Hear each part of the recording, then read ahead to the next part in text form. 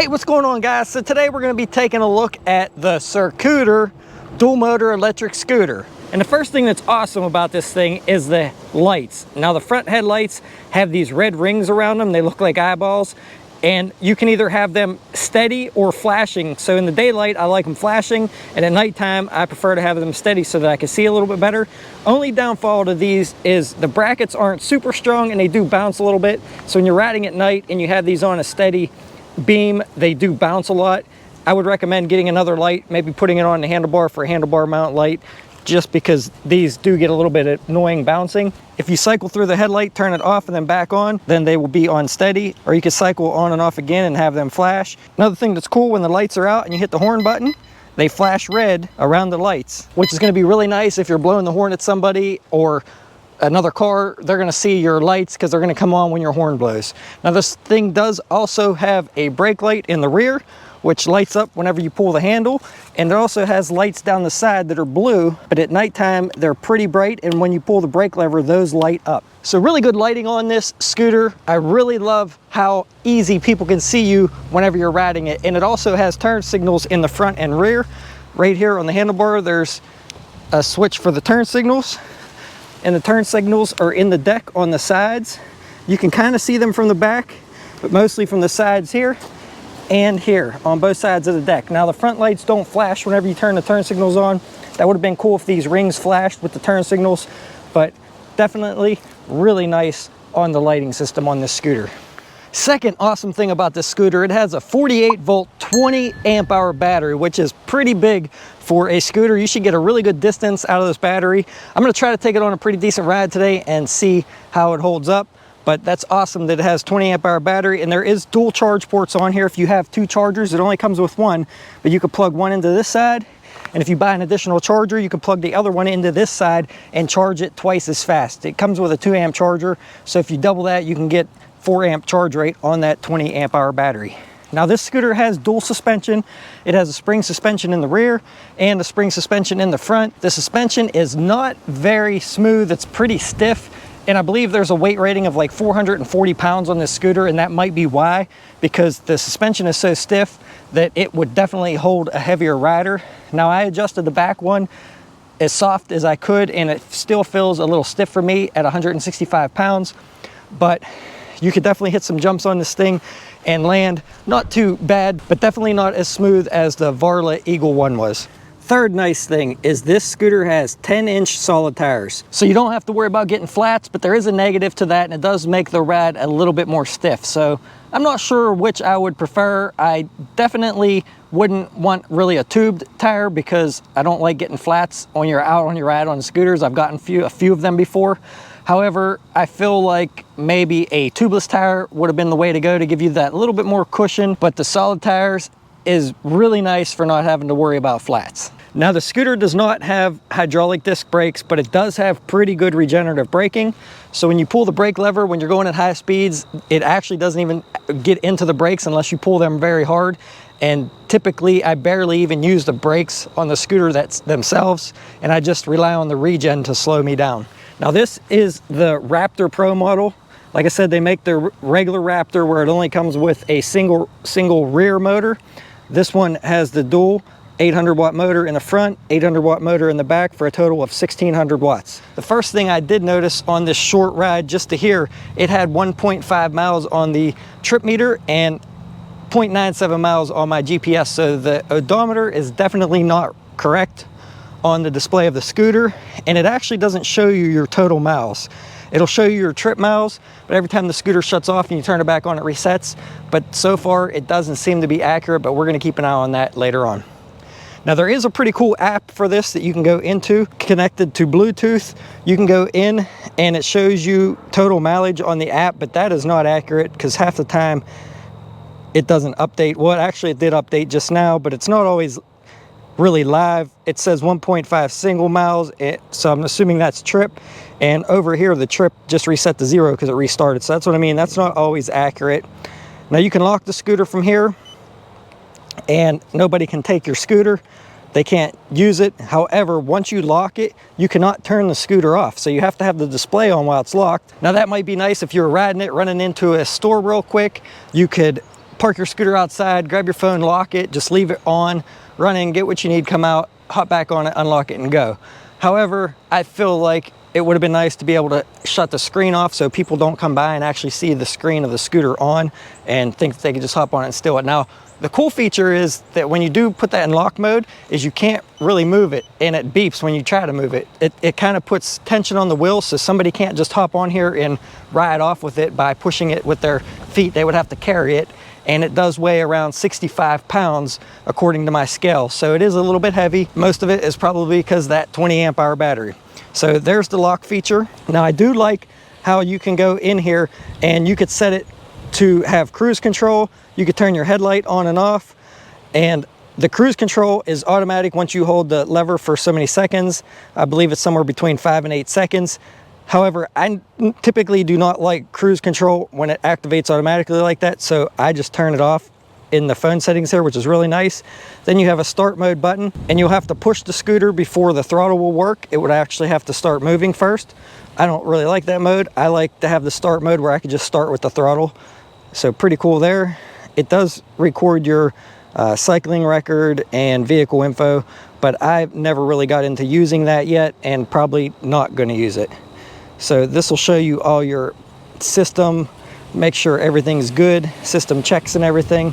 So pretty cool app. I do like how you can easily adjust the settings here, and you can go in and adjust each speed level 1, 2, and 3. You can adjust those speeds. However, you can't adjust them to whatever you want. On Eco, you can adjust it from 6 to 16 miles per hour. On Standard, you can adjust it from 12 to 24, and Turbo from 22 to 28. So it's not like you could set the max speed of the scooter to go 10 miles an hour in all the settings. If you had a kid that was going to ride it, you can't do that. Like speed 3, you can only tone down to 22, so the least amount of speed that you could program into this scooter to go on level 3 is 22 miles per hour. Now you can adjust speed mode 1 down to 6 miles per hour, but if they just hit the mode switch and get up into mode 3, there's no way to lock those modes out. Then they can go the minimum of 22 miles per hour. So it's something to keep in mind. But really nice that you can adjust the levels accurately there. Now this scooter did come with this front bag, which is really nice. This is usually like around $20 or $30. Really nice big bag there. Up here on the handlebars, you have your control pad with your headlight, your horn. This is your mode button to change to your different modes from Eco, Standard to Turbo. You have an M button here, which toggles through a kilometers and miles on here, which I'm not 100% sure why they would put a button to toggle through that. Once you put it on kilometers or miles, it's not like you're going to be changing it back and forth. I would have preferred to see that button change your total miles on the whole scooter, and then maybe hit it again to see your trip instead of switching back between miles and kilometers. That's just my opinion. Then you have your on-off button here. Over here on the right-hand side, you have your thumb throttle to get you going, and you have a set of non-branded mechanical disc brakes, but they do have a rubberized grip, so they do have a really nice feel on the grips. And it has disc brakes on both the front and the rear, on what looks to be maybe 140 millimeter rotors. I didn't see any rating on them. The deck on this has a really nice rubberized coating on the whole deck. It's stuck on pretty good. It has a nice heavy duty aluminum thing back here to rest your back foot on. Really good distance there on the total length of the deck between this footrest and where this angles up here. And it has a nice fender on the back that is pretty secure the way it's mounted on both sides there, so not bad on that. Little kickstand there, and here's the specs on the side of the scooter for you. Another thing I like about this scooter is the way the stem mounts on this scooter here. You got to unscrew this handle and pull out before the stem will go down. Now on the Varla Eagle one, it always seemed like I was finicking around with that, trying to get it tight. This one gets it really tight when it's locked in. The only thing I don't like is there is no deck hook, and when you fold this top down, you have to watch this display does not hit this. You might be able to roll it back or something, but it would have been nice to see a deck hook on here or a strap or something that you could put around here to carry this when it's folded up. All right, so that's pretty much most of the specs. Let's go ahead down, find a straight stretch, see how fast this scooter is, and see what kind of power it is coming up some hills. Woo-hoo-hoo-hoo! All right, guys, so I just tried to lock the back brake up, and the brakes are lacking a little bit. Maybe they need to adjust it a little bit, but I feel like I adjusted them the best I could, and I could not lock the back wheel up. All right, now here's the regenerative braking going downhill from 29 miles an hour. It doesn't feel like it wants to throw you over the handlebars or anything. It seems real gradual when you're going at high speeds. I can feel it engaging. Really nice down to a stop. So as long as you're just using that regenerative braking, it should be pretty good. It's when you're going super slow and you hit the regen, if you're hanging on with one hand, you're gonna feel it. All right, so let's try single motor mode first, and I'm gonna show you the difference here. So to get into single and dual motor, there's a little diagram here that shows 2 arrows pointing up and down. You hit the headlight button 3 times and it will put it on an arrow just facing down, and that's single motor mode. Now I'm in turbo mode. Watch how long it takes for me to get up to max speed on turbo mode. Full throttle. You can see it's very, very gradual. This is with just one 800 watt motor. Very, very gradual, up to 20 something miles an hour. We'll do a max speed run in a little bit. Let's turn back around. I'm gonna put it in dual motor mode. You can see here me hitting the throttle, not taking off, just very gradual start. Put it in dual motor mode here with 3 more taps on the headlight, and watch how fast it takes off now. A lot faster to hit that top speed of 20 something miles an hour. Let's see, let's keep going and see how fast we can get it right here. 25, 24, so far 25. But see how much peppier it is? That front wheel wants to almost feel like it almost spins. Not quite torquey enough for it to spin like the Varla Eagle 1 did, but definitely a huge difference from single motor to dual motor. Now I don't know if they're gonna be any different if you just got the single motor version, if it would be more torquey, or if it would be like this with only set to single motor mode. I don't have the single motor one to confirm, so if somebody does, please comment down below. But for the extra $200 currently that the dual motor one is, you get 5 more amp hours of battery capacity and a second motor. So in my opinion, that's a no-brainer and definitely worth it. So this is a slight incline here. We'll see what we can maintain. And we're gonna go, like I said, for a pretty decent ride. When you're on a road like this with not so many bumps, the suspension does feel pretty nice and soft. It definitely helps out with that dual suspension, even though it has solid rubber tires. And one thing's nice, I didn't have to bring my pump with me in case I get flats. We're gonna try to regen braking here, and it's very gradual. Didn't even get into the brakes. Fun scooter to ride though, definitely fun.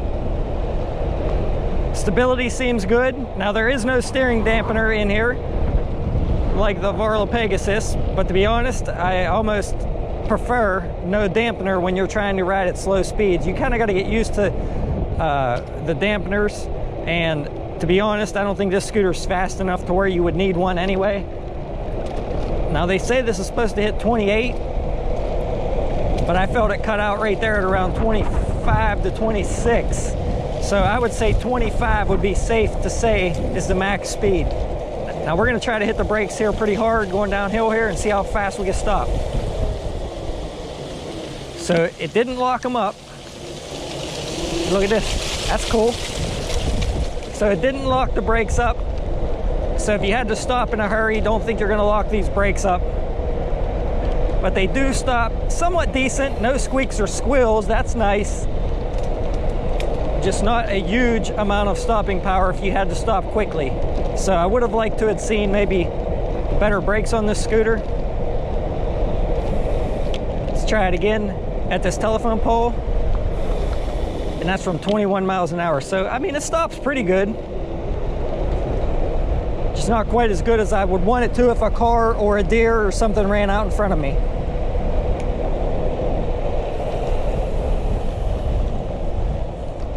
All right, nice long straight stretch here. Let's see how fast we can go.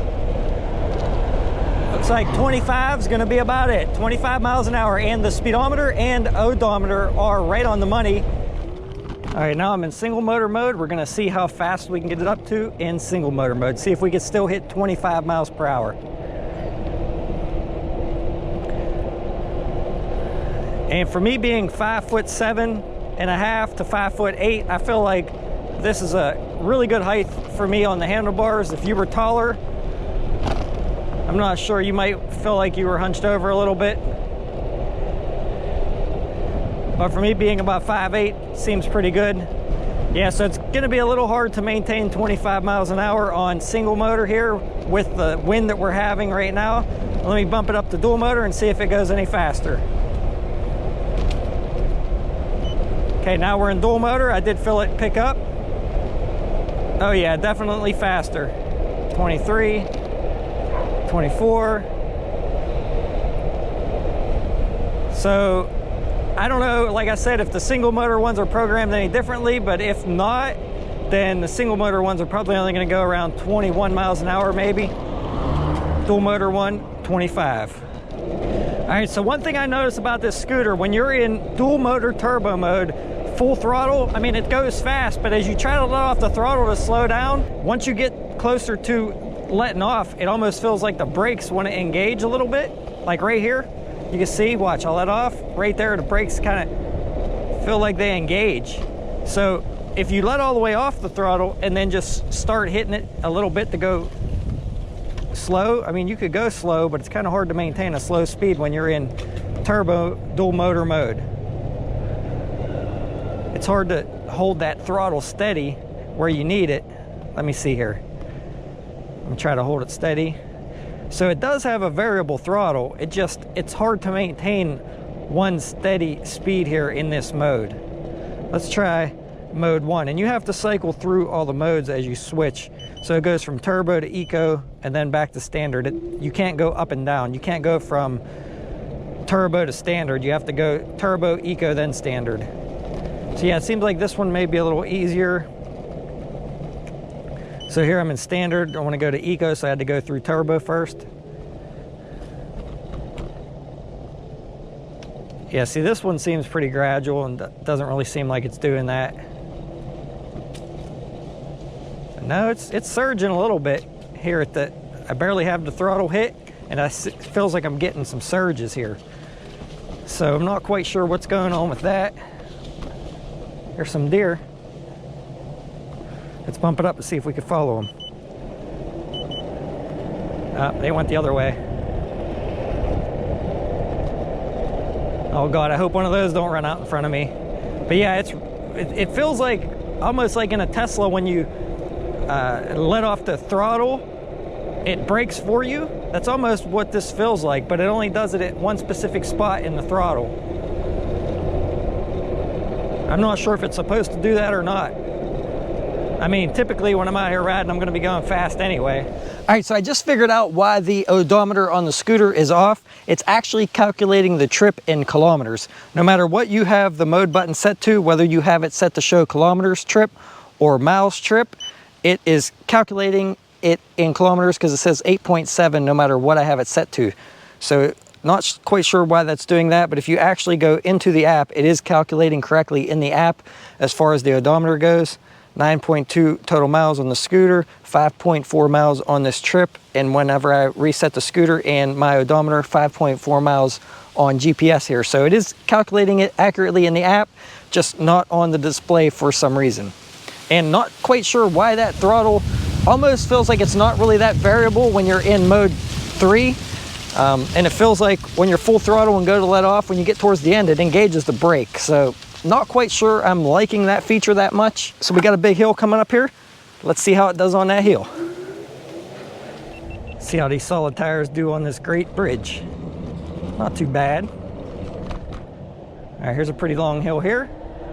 See how it does. Let's see what kind of speed we can maintain on this. Now when I get to the top, we'll fill the motors and see how warm they are. I hear a dog. I hope it stays on the porch. Oh, good. Whew. Scared me there for a minute. So maintaining 19 miles an hour which is pretty good. And this is the long ride that I usually take on some of the bikes that had 20 amp hour batteries. I took the electric 3.0 on this same trip that had the 14 amp hour battery. So I'm assuming that I should be able to do this trip easily with this scooter, because it's right around 20 miles, I believe, for this trip. So I should be able to do that easily, I would imagine. All right, we're pretty close to the top here. We're gonna go up to the stop sign and I'll stop and see how warm the motors are. Right now I'm full throttle, 21 miles an hour. We are slightly going uphill. I do like that it has regenerative braking though. Not too bad. Motors aren't even that hot. Just a little bit, almost not even warm to the touch. Not bad, guys.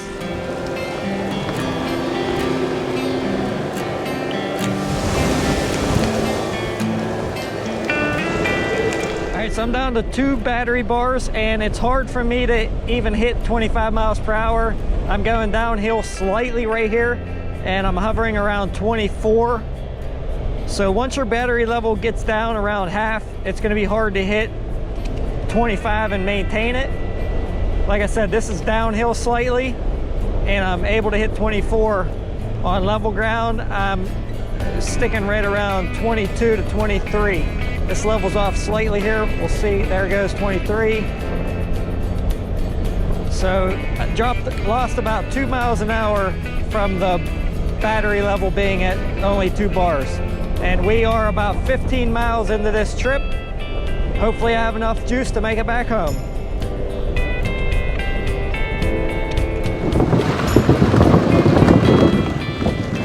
So it may not be as smooth,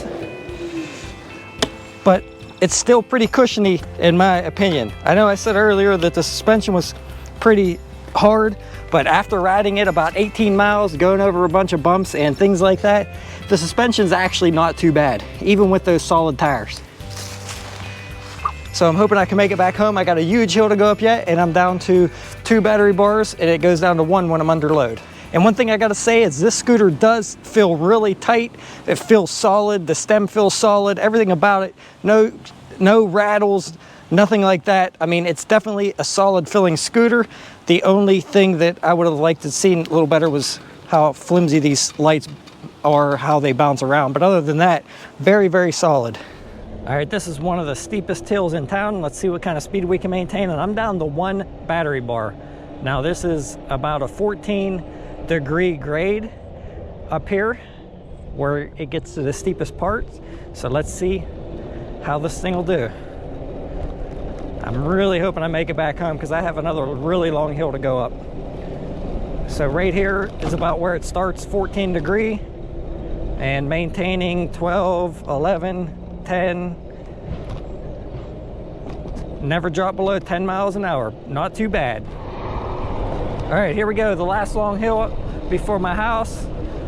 And if I make it up this, I should be on home stretch. So you can see here on the app how it still says 9.2 miles on the scooter and 5.4 on the trip. How it's not updating. There it goes. It just updated. So it's not always current. It's not always real time. Sometimes it takes a while for it to update on the app. It's saying 18.2 miles on the trip and 18.2 miles on this. So it's actually right on the money as far as the app goes, tracking the miles on the scooter. And I'm slowing down a pretty good bit here. 1 battery bar, maintaining about 14 miles an hour. 13, and the battery is flashing. Come on, baby, make it up this hill. I got 1 more or 2 more hills to go after I get to the top of this one. We are about 20.3 miles into this trip. I reset this twice here. Had about 2 miles on it when I reset it. So we're almost at the crest of the hill. I'm losing pretty slow right now though, guys. 11 miles an hour. I feel like it's cutting my power a little bit now that the battery light's flashing. Let's see what kind of speed we can get here going downhill now that the battery's down pretty low. This is slight downhill. 21 miles an hour max speed. right now.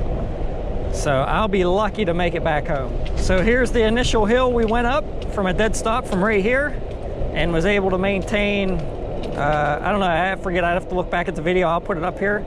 Let's see what we can maintain now. Battery is flashing.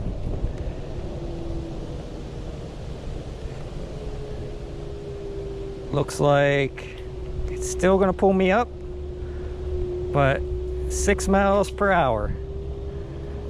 So it still pulled me up at 6 miles an hour. At least I still made it. I'm on home stretch now. All right, so we made it back home, safe and sound. Luckily, just enough juice. The battery bar was flashing a minute ago. Now it's holding steady on 1 bar, but we went 21 miles because I reset this at like 1.75 miles or so. So we went 21 miles on this battery charge, riding up and down all those hills, basically full speed, as fast as it would go in dual motor, turbo mode. And I wasn't able to maintain 25 through the whole ride. They do state that this scooter will go around 25 to 28. So I would say 25 is on the high end. It won't hit 28 unless you're going downhill. I was able to maintain somewhere around 20 to 23 most of the ride. And then on level ground, I could hit the 25. And I'm 165 pounds. So overall, guys, in my opinion, not too bad, especially for this price point. And I think I'm going to be able to get a coupon. If I do, I'll put everything down below in the description if you guys are interested. I would say, in my own honest opinion, what I really love about it, everything seems super tight and just no shimmies, shakes, rattles, anything like that. But I do feel that the brakes need a little bit of work. It could have had a little bit better stopping power, in my opinion. And the only other quirk that I found was that throttle. Whenever you let off, it seems like there's one spot that kind of wants to engage or brake, and I don't like that. It seems like it could have been a little bit more variable. But you could bump the modes down, and I still had an awesome time on this scooter. Actually, the suspension's pretty nice, in my opinion, after testing it out over those 21 miles and hitting bumps, hitting jumps, things like that. It seems pretty good. So very happy with that. Always love the dual suspension. Glad you can't get flat tires on this. So definitely pretty nice. Would have loved to see a few more miles per hour, but who doesn't want a couple more miles per hour? But make sure you guys ride safe. Hope you guys learned something and found it interesting. And if you did, make sure you guys subscribe so you can stick around so I can see you guys on the next one. Thanks for watching, everyone.